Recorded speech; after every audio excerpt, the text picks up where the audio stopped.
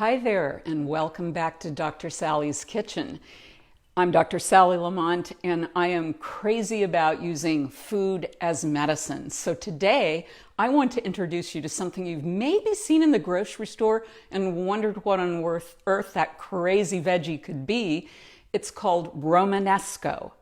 And Romanesco is this beautiful vegetable. And I want you to be able to see the amazing spiral pattern that's in it.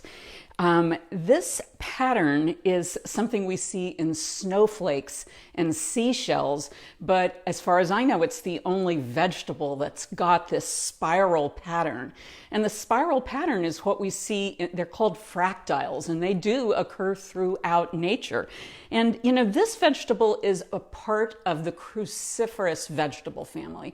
It's a cousin to broccoli and cauliflower. And in fact, it looks like a cross between the two. But in the case of Romanesco, the florets grow in a spiral pattern. And inside of each floret is a spiral pattern. And when you get down and look at it in detail, each little spiral has a spiral within itself. You know, that's actually part of the numerical sequence called the Fibonacci sequence that Dan Brown used in his famous book, The Da Vinci Code, to help solve a mystery. So I think it's just amazing and mysterious that this vegetable pops up in the kingdom with this beautiful Fibonacci sequence. But aside from all of that, being a part of the cruciferous vegetable family, it turns out that Romanesco has a lot of medicinal benefits. And that's because, like other members of the cruciferous vegetable family, it's rich in some sulfur compounds called glucosinolates. And you might have heard of DIM before, and that is a glucosinolate that's in broccoli, arugula, cauliflower, Brussels sprouts, that helps our bodies to detoxify a range of compounds, including estrogen. So we use it in women's medicine when we have the condition called estrogen dominance. Cruciferous vegetables are obviously really rich in fiber and chlorophyll for the most part, except for the pale cousin cauliflower. But that fiber really feeds your microbiome and keeps you regular. So that's another great reason. I love this vegetable too because it has a lot of minerals like magnesium, potassium, calcium, and vitamins like folic acid and vitamin C. So this is one that if you haven't tried yet, I hope you'll run out and integrate into your diets.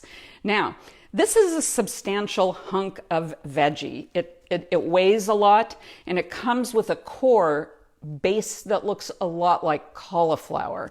So what you have to do is begin peeling off these big chunks. Because that takes a few minutes, I went ahead and did it and freed one up and kind of carved out that center. And then what you do to use it is you just peel off these cute little florets one by one. And ultimately, you might want to trim them down. But what you're going to do when you have a whole pile of these beautiful florets is you'll want to, I think you should steam them. You can eat them raw, as in a crudité platter, but kind of like broccoli or cauliflower, they're just a little intense raw, and so I suggest that you steam them for 3 to 5 or 6 minutes. Now we have to be careful because you know what happens to broccoli when you cook it too long. It just gets that stinky sulfur smell and becomes mush, and then we don't like it. So we want to make sure that we don't over steam these things. Really, for crudité or for a vegetable platter, you might want to just do it for, like I said, 3 to 5, 6 minutes. And that allows it to be crisp, and it doesn't destroy the heat, doesn't destroy those glucosinolates, the active compounds that promote detoxification.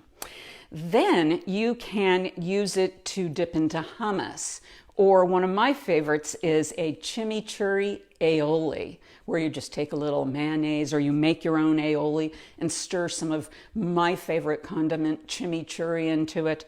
Wonderful to dip these things in. You can also steam them and just drizzle them with some lemon and a little drizzle of olive oil and some salt, sea salt, some flaky sea salt. That's delicious.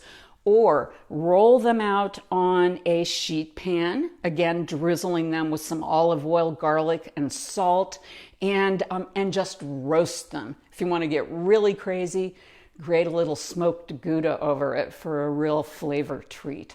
So I want to invite you to come and visit me in drsallie'skitchen.com. I have a lot of great recipes and information on the healing power of food. I want you to come there and pick up my new PDF on the guide to supercharge your immunity, which is coming out really soon. And most of all, I want you to start to use the healing power of food to help you feel better, grow stronger, and live longer. So have a wonderful week. And I'll see you back here next Friday for another Facebook Live in Dr. Sally's Kitchen. Bye. Be well.